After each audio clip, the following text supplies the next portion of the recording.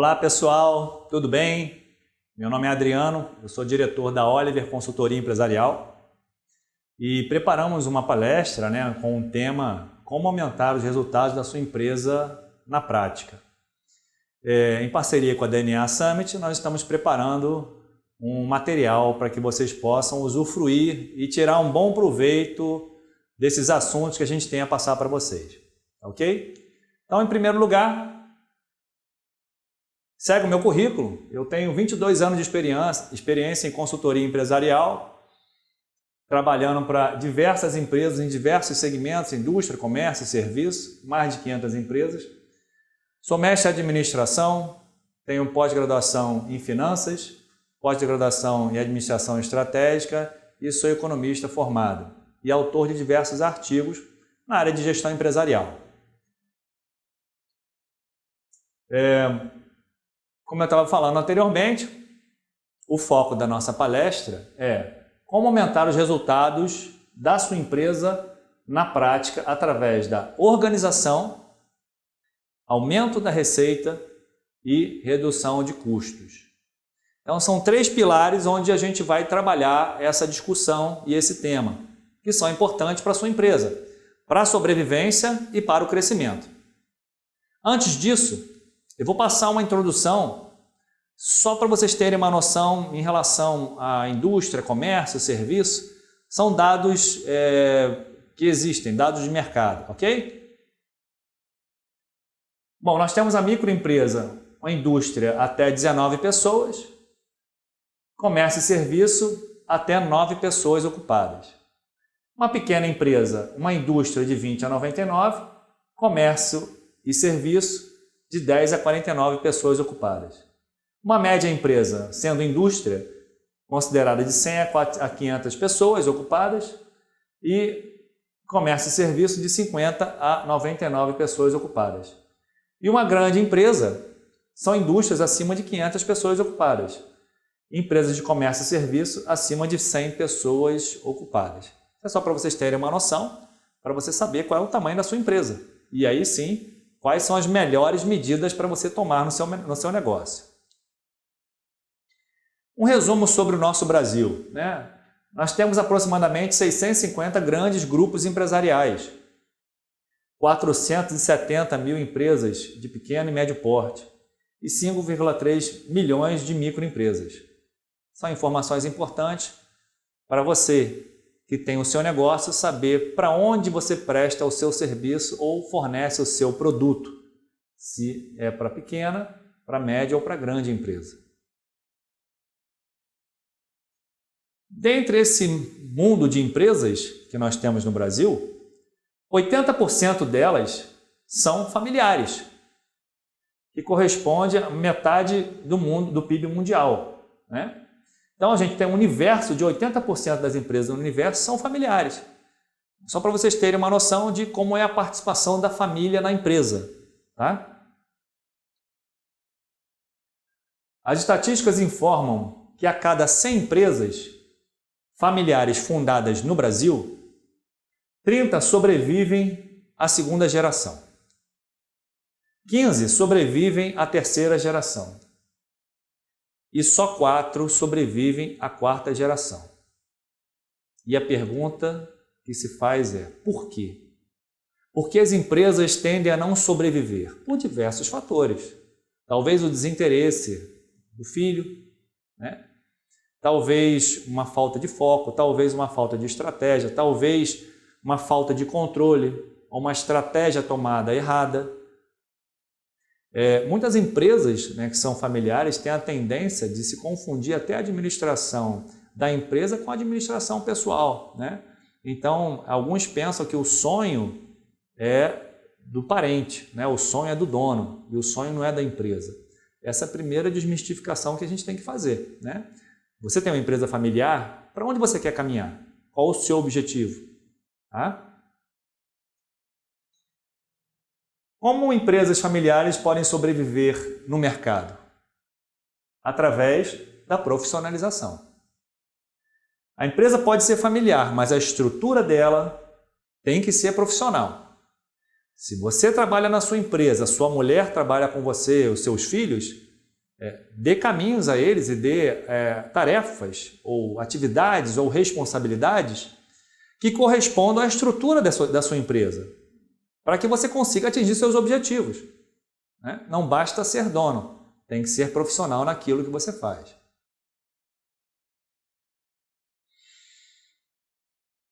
Bom, vamos falar sobre as empresas e as fases das empresas, né? Desde do seu embrião, é o pensamento de o que eu quero, qual empresa que eu quero construir, qual é o meu negócio, qual é o meu objetivo, o que eu pretendo, qual é a minha margem, qual é o meu lucro. O nascimento da sua empresa, onde você registra ela de fato como empresa e inicia o seu negócio, né? E aí você passa a descobrir esse mercado cada vez mais. Muitas pessoas que montam uma empresa já têm o conhecimento do negócio, são provenientes de empresas que já prestavam esse tipo de serviço, então, pelaquela expertise, ele acaba montando um negócio. Né? Vem o crescimento do negócio, você montou a sua empresa, você pensou nela, ela nasceu, você prepara ela para ela ir crescendo através de aumento de venda, aumento de receita. Né? E aí essa empresa ela tem a estabilidade. Dentro dessa estabilidade é que essa é a fase mais complicada de uma empresa. Né? Por quê? É a fase onde você tem a estabilização de faturamento, onde você tem a estabilização da sua satisfação pessoal em relação ao que você pretendia, onde a sua empresa pudesse chegar, o que foi feito durante a sua empresa, né? Você entende que você já teve uma caminhada e de que você teve um progresso, então você fica na fase de estabilização. Então, muitas empresas, né, como vocês viram, a gente já passou, a minha consultoria já passou por muitas empresas e percebeu que, independente do faturamento, a empresa estava estagnada. Por quê? Porque até ali você percebe que não há um objetivo de crescer. E como o nosso mercado é muito concorrente, vocês sabem que a gente só tem dois caminhos. Ou você batalha todos os dias para crescer e criar novos caminhos, ou você o mercado tende a concorrer cada vez mais com você. Isso acaba acontecendo. Então a gente tem, depois da estabilidade, tem dois caminhos. Se você tem um planejamento, objetivos maiores, uma preparação, uma profissionalização, você vai perpetuar o seu negócio. Agora, se você tem uma empresa que ela já tem um resultado, em algum momento aquele resultado foi negativo durante algum período, e nesse período você socorreu ao banco e aí fez capitalizações da sua empresa, a sua empresa ficou cada vez mais alavancada. Então a tendência é que você comece a se preocupar com a organização para que você perpetue, para que você consiga sair dessa ciranda. Né? A gente vai falar isso mais para frente um pouco. Então, essas são as fases da sua empresa. Tá? Bom, a gente, como eu falei anteriormente, nós vamos falar sobre 3 tópicos principais. Organização, aumento de receita e redução de custo. Ok? Vamos ao primeiro tópico, organização. Para a sua empresa, quais são as características de uma empresa autossustentável? Falamos sobre sustentabilidade, crescimento, organização. Um plano de negócio definido. Qual é o seu negócio? Para quem você produz? Qual é o seu tamanho do seu mercado? Quem são os seus concorrentes? Como eles trabalham? Como é o seu preço em relação ao mercado? Uma estrutura interna organizada de fácil controle, né? Onde você saiba todos os números da sua empresa, quantas entregas você faz, qual é o seu custo, qual a sua despesa, qual o seu faturamento. Esse é um problema porque na maioria das empresas que são pequenas, quando a gente vai fazer um trabalho de consultoria, a gente percebe que os donos só têm noção do que vende, mas em algum momento estão mais apertados porque não perceberam que o custo aumentou, ou aquele faturamento ele era melhor no passado porque a margem que ele trabalhava no produto ou no serviço era melhor. Então, ele vai percebendo que o negócio não vai indo bem. Por quê? Porque não vai sobrando dinheiro no caixa, ou cada vez menos dinheiro ele tem no caixa. Okay? Lucratividade, então você tem que ter o controle para saber se está tendo lucro ou não, e o pessoal treinado e comprometido com os objetivos da empresa. A gente costuma dizer, né, que os donos das suas empresas são os melhores funcionários, porque são os donos que mais trabalham, mas não são eles que têm que fazer determinadas tarefas que devem ser feitas por funcionários. Por isso, você precisa de um pessoal treinado para que faça, em algum momento, atividades que são feitas por você. Então, nós temos aí inúmeras atividades que o dono passa a fazer porque tem o receio de que o funcionário não faça bem feito. Aí você não tem uma estrutura profissional. Você tem uma estrutura onde você trabalha para ela e não ela trabalha para você. Então, esses são passos fundamentais para você organizar a sua empresa. O que é e por que fazê-lo, né? As pessoas, os processos, a tecnologia, né?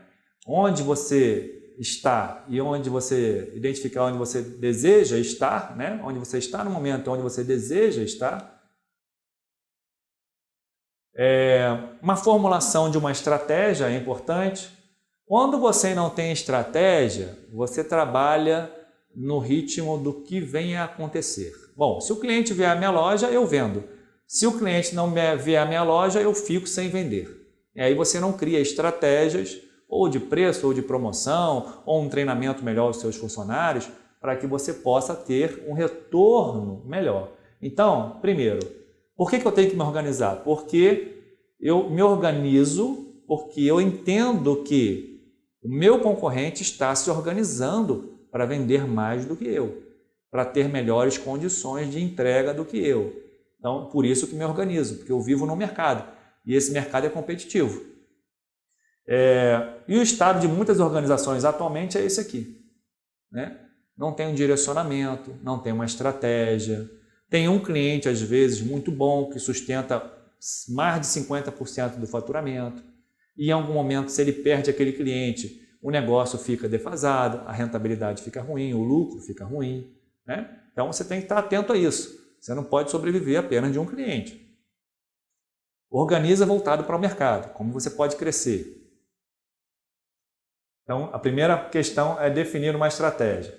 Dentro dessa estratégia, a gente tem a identidade organizacional, que é o negócio, a missão, a visão, as crenças e valores, o ambiente externo, né? Isso faz parte de um cenário estratégico para o seu negócio. Se você quiser que o seu negócio cresça e evolui, você tem que entender um cenário, tem que criar um cenário e identificar quais são os seus pontos fracos e fortes, quais são as suas forças e fraquezas, né? As forças e fraquezas são os ambientes internos, os objetivos, o gerenciamento pela diretriz, as políticas da sua empresa, um plano de ação, um sistema de padronizar aquilo que você precisa fazer. Ou seja, um outro problema na pequena empresa, não nas médias e nas maiores, é que a gente fica preocupado se um funcionário sai da empresa. Não, se aquele funcionário sair, ninguém mais vai conseguir fazer. Isso está errado. A sua empresa tem que ser feita para ela ser autossustentável, ou seja, ela tem que sobreviver se aquela pessoa sair daquele setor. Por quê? Porque você vai passar a padronizar, você vai criar uma estratégia para que quem estiver no lugar daquela pessoa já tenha um procedimento a ser feito que vai ser desempenhado pelo novo funcionário. Em relação à organização, nós temos objetivos e metas, nós temos os processos bem definidos, nós temos uma equipe treinada, nós temos os controles e os indicadores que vão balizar a gente tomar decisões. O indicador principalmente, eu estou indo bem ou mal? Depende. O indicador ele vai me dizer se eu estou crescendo, se eu estou reduzindo, se eu estou tendo mais lucro, se eu estou tendo menos lucro, se a minha eficiência, se todo aquele esforço, se toda a minha equipe, se todo aquele esforço mensal resultou em lucro ou prejuízo, né? Então, o cruzamento dessas informações, desses 4 pilares, é que se balizam a estrutura organizada. Então, dentro desse contexto, desses 4 itens, a gente percebe muitas coisas nas empresas. Uma falta de controle, uma falta de indicador. Os processos não são bem definidos. A equipe não tem treinamento. Ela aprendeu porque a outra ensinou para ela fazer. Mas o que a outra ensinou foi um padrão que foi aprendido lá atrás, então não tem uma definição daquele treinamento. Quando você passa um treinamento de uma pessoa para outra, é igual o telefone sem fio. Quando chega lá no final, a última pessoa nunca vai fazer o que aquela primeira fazia, ok? Objetivos e metas. Se você não tiver uma meta, pare o seu negócio agora, porque você precisa ter metas. Precisa alcançar seus números, precisa alcançar seus objetivos principalmente. Aqui vem só um modelinho, né? Para a gente ter aí, você pode criar objetivos e metas comerciais, financeiras, de produção. Todas as áreas da sua empresa podem ter metas. Esse é o objetivo, onde você vai se balizar e treinar seus funcionários para que eles alcancem aqueles objetivos. Para que definir bem os processos?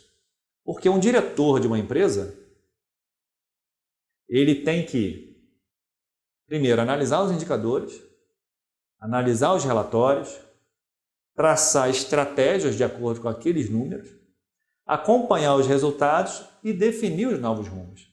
Então, isso aqui é o que tem que fazer o dono de uma empresa. O que acontece hoje na empresa, na nossa empresa, no brasileiro, de uma forma geral?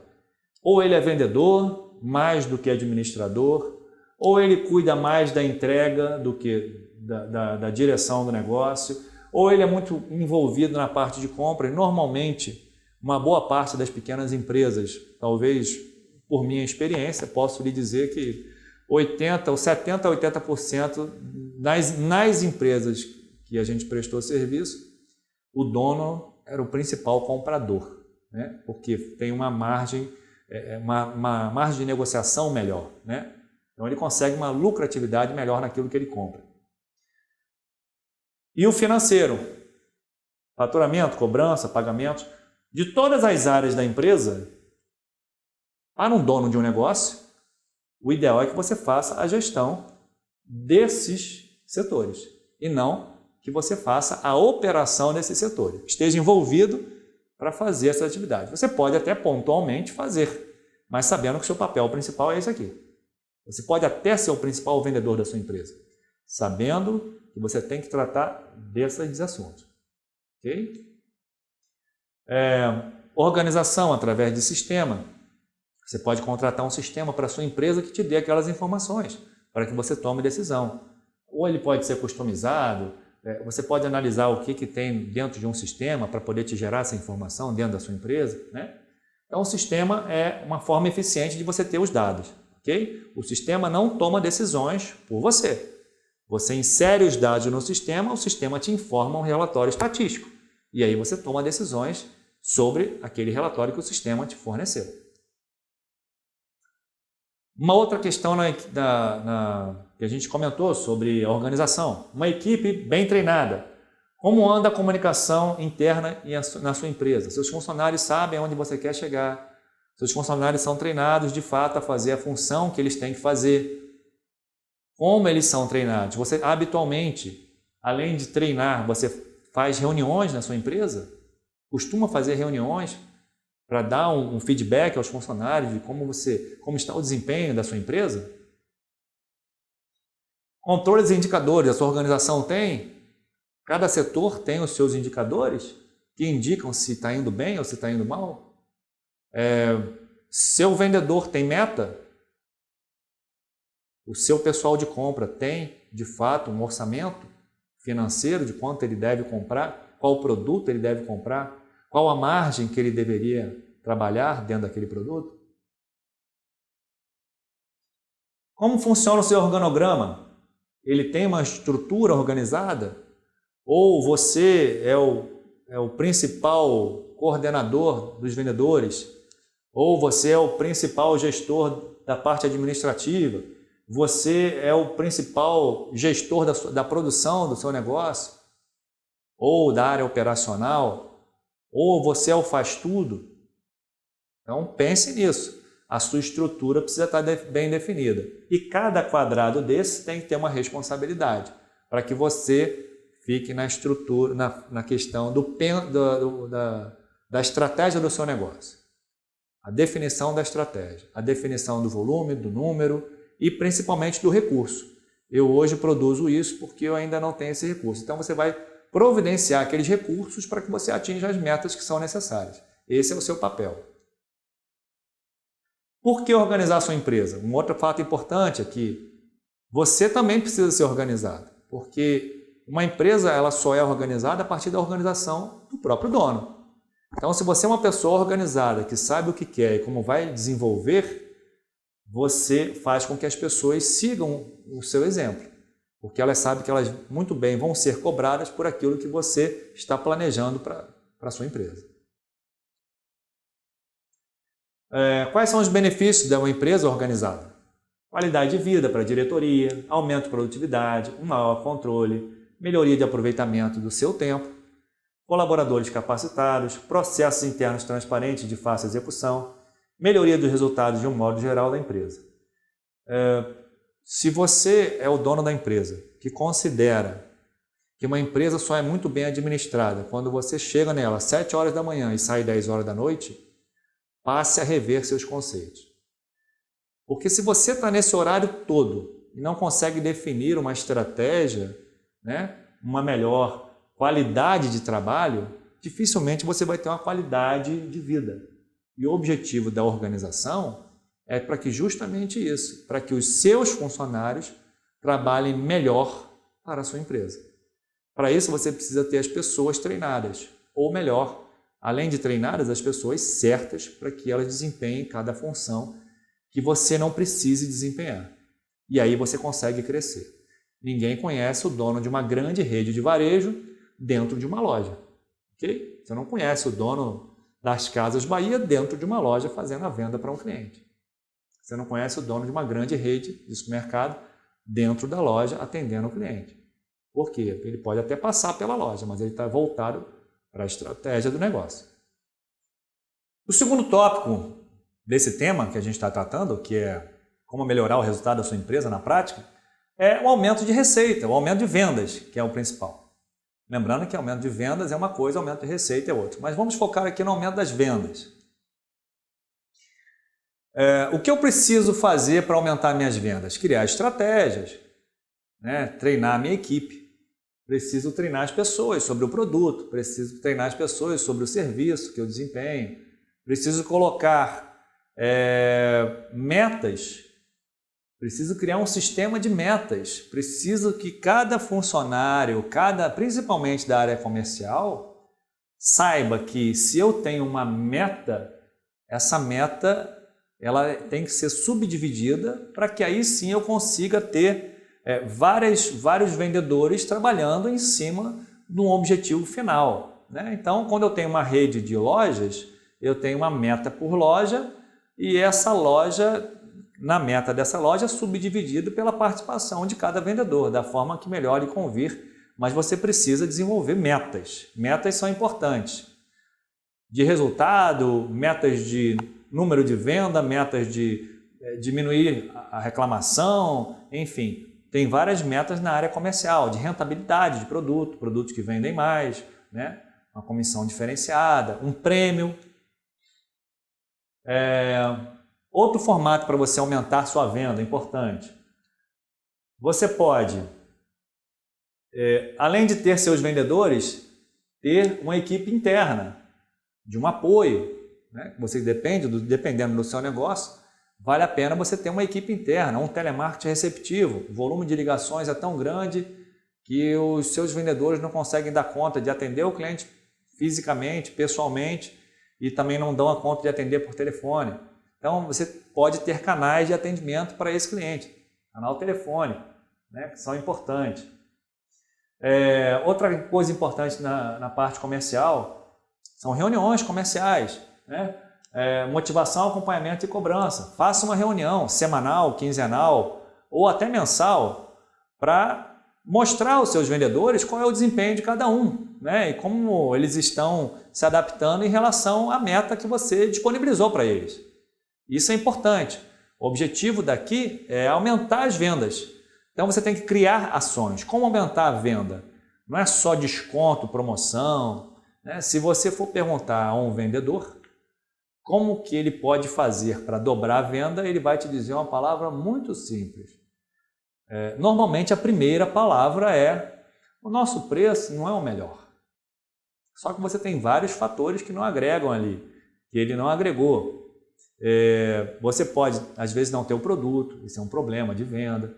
Então, o essencial de uma meta, principalmente, é você trazer o aumento da sua venda.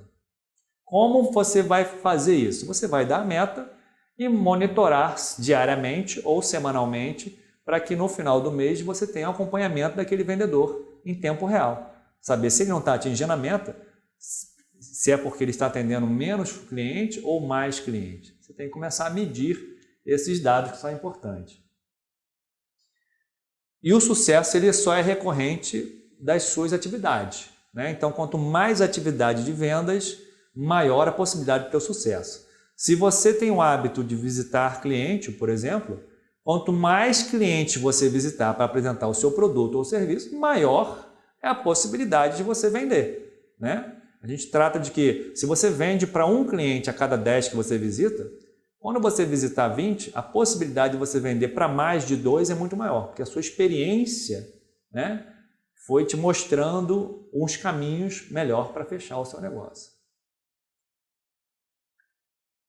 Sistema de franquia, você pode criar franquias, você pode abrir filiais, você pode fazer uma série de outras possibilidades também com o seu negócio. No caso do varejo, você pode criar franquias, ou empresas de serviço também, criar franquias. Só para vocês terem uma noção do crescimento do e-commerce, né? O crescimento em 10 anos de 1.700%. Aqui, dados de 2018 são altos. Então, o crescimento ele vem de 20% a 25% por mês em e-commerce. Se você tem um negócio, também acha que poderia ter um canal para você vender mais, tem aí o e-commerce. Dentro de uma loja, de um varejo, para a gente fechar, nós temos a apresentação da loja, disponibilidade dos produtos para que o cliente veja, os preços, um bom preço, um preço competitivo, capital humano, né? Pessoas adaptáveis ao seu produto, a pessoa tem que, o teu funcionário, capital humano, né? Aquele funcionário, aquele vendedor que está na sua loja, ele tem que comprar o seu produto ou comprar a ideia do seu produto. Porque se ele não compra a ideia de que o seu produto é bom, ele não vai vender aquilo que ele não acha que é bom. Tá? Então, esse é um fator importante. Propaganda, promoção, né? Localização são pontos importantes para o varejo. Tá? Então, fechando o assunto de como aumentar a receita, eu tenho várias ações que você pode criar na parte comercial da sua empresa. E o último tópico é redução de custo, né? Então, a gente já falou sobre organização, aumentar a venda e agora redução de custo. Vamos caminhar. Uma pergunta importante: por que eu tenho custos tão altos? Às vezes eu me deparo com alguns clientes que têm um custo muito alto, mas ele não sabe por quê. Porque ele não costuma fechar os índices da empresa financeiros numa planilha ou num sistema. Ele costuma fechar por intuição. Eu vendo tanto, a minha margem é tanto, mas tem tanta coisa que ele acaba pagando. Ele acaba comprando uma ferramenta que alguém quebrou, ele acaba fazendo um investimento que ele esqueceu, ele acaba fazendo uma série de coisas com o dinheiro da empresa dentro daquele mês, que ele esquece que ele teve muito custo naquele mês, então não teve o lucro, né? Como trabalhar acima do ponto de equilíbrio? Existem os custos que são visíveis e existem alguns custos que são invisíveis. Os custos visíveis que existem na sua empresa, matéria-prima que você compra, né? A compra do produto para revenda, salários e comissões, bancos, tributos, contas de consumo, aluguel, luz, telefonia, etc. A logística, né, o combustível, todos esses são custos. O pessoal, né, está aqui. Todos esses são custos que você sabe que paga. Então você pode saber que ali você já tem um custo mensal que você tem que pagar, que é o custo fixo. Existem alguns custos que são invisíveis, que talvez você perceba, mas não acompanha no dia a dia. O pessoal desmotivado, você nunca vai saber se a pessoa não está produzindo né? Isso é um custo, porque a pessoa que não produz, ela é um custo para você. Ela produzindo é um investimento. Falta de interesse, erros, desperdício, pessoas às vezes em lugares que não condizem com a capacidade ou habilidade, controles, ausência de controles. Vejo muita gente que a gente, quando coloca um controle naquela empresa, e a gente percebe que o gasto é muito além do que a necessidade da própria empresa. E aí você passa a comparar o centro de custo, o lucro daquela loja está compensando pagar aquelas despesas? Ou aquela loja, ou aquele negócio, ou aquela filial não é interessante. As relações humanas, não reconhecimento do colaborador, um clima ruim, a comunicação ruim, os recursos materiais, as tecnologias ultrapassadas, a gestão, a falta de um planejamento, um processo mal definido, a memória institucional, isso sempre foi feito assim, né? Ou seja, quando a gente está numa empresa que já tem 20 anos, 10, 20 anos, e a gente chega, vamos mudar esse processo, não, isso aqui sempre foi feito assim. Às vezes não tem resultado, não tem retorno, mas sempre foi feito assim. Então isso é um problema também, isso é um custo invisível. Quais são as ações práticas de redução de custos usadas em diversas empresas? Primeiro, você tem que entender o ponto de equilíbrio. Eu já começo a entender se eu posso diminuir o custo quando eu sei exatamente o quanto eu gasto por mês. E se aquela receita que eu tenho é o suficiente para pagar as minhas despesas. Se eu empatar, eu estou no ponto de equilíbrio. Certo? Opa! Aqui vem um modelinho de um planejamento orçamentário, onde eu planejo as receitas e as despesas, eu provisiono uma meta de orçamento e aí no fechamento do mês eu coloco ali o previsto e o realizado. Tá? Então a gente tem aqui uma previsão de faturamento, vamos supor, de 16 milhões e faturou 17 milhões. Então, esse é um planejamento de uma empresa de médio porte. Uma empresa de médio porte. Então, quando você tem esse planejamento, a possibilidade de você trabalhar em cima de diminuir algum custo, ou se algum custo, alguma despesa foi maior do que aquilo que você planejou, essa é uma possibilidade de você começar a enxergar o que vai poder ser feito para corrigir aquela informação e você ter um resultado melhor. Fluxo de caixa, né? Se ela como que está o processo de fluxo de caixa? Daqui a uma semana, sua empresa vai estar no vermelho ou no azul? Daqui no final do mês, você vai faturar o suficiente, vai entrar o suficiente de receita suficiente para pagar as contas? Como vai estar seu saldo até o final do mês? Como finalizou o mês passado? Aqui é um modelinho de fluxo de caixa, que você pode provisionar pagamentos e recebimentos. Crie um fluxo de caixa dentro do seu próprio sistema. Lance lá todas as despesas fixas que você tem durante o mês, durante o ano. Gera uma provisão de luz, uma provisão de água, uma provisão de salário, uma provisão de 13º. Faça um planejamento para você saber que no mês ruim vai dar prejuízo, porque você já sabe que aquele mês a sua venda vai cair 40%. E no mês bom, né, os meses de comércio bons são final do ano, você já sabe que você vai ter um lucro maior. Então, faça esse planejamento. E o meu preço, será que está correto? Aqui eu vou passar um exemplo para vocês de que como a gente pode entender o lucro de uma empresa. Se você tem uma série de produtos e dentro desses produtos você tem aqui várias famílias desses produtos, eu tenho vários faturamentos, eu faturo por mês aqui um valor, e dentro dessas famílias, reparem que tem a segunda família que eu mais vendo, eu vendo com um custo maior do que o valor vendido. Ou seja, de que adianta eu vender um produto que vai me gerar um custo desse produto, né, o CMV, custo da mercadoria vendida, maior do que o valor faturado, de tanto desconto que eu dou. Então, esse produto não te somou nada, pelo contrário, ele fez com que você tenha que desprender de 42 mil reais para poder custear o custo desse produto nessa operação, nessa venda. Então, o volume de venda é importante, mas o lucro é mais importante. Eu costumo dizer, você prefere faturar 1,5 milhão e ganhar 50 mil reais, ou você prefere faturar 1 milhão e ganhar 50 mil reais? Né? Pensem nisso. Faturar 1 milhão é muito melhor.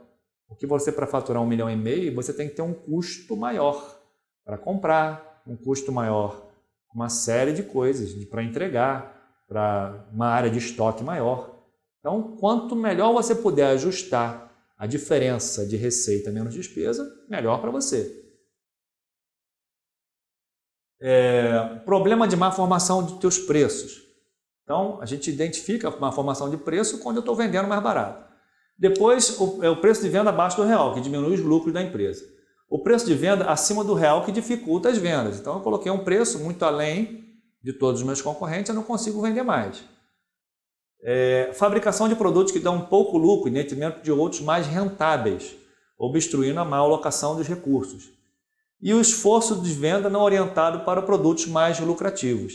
Né? A gente tem, às vezes, costumo ver muito cliente que tem muito na curva A, né? Chamando de curva ABC, a curva de que mais vende, os produtos não têm uma rentabilidade tão boa. Então, muitas vezes, o seu dinheiro desprendido para comprar aquele produto, ele foi um volume de dinheiro grande, mas o seu lucro maior não veio dali, na maioria das vezes.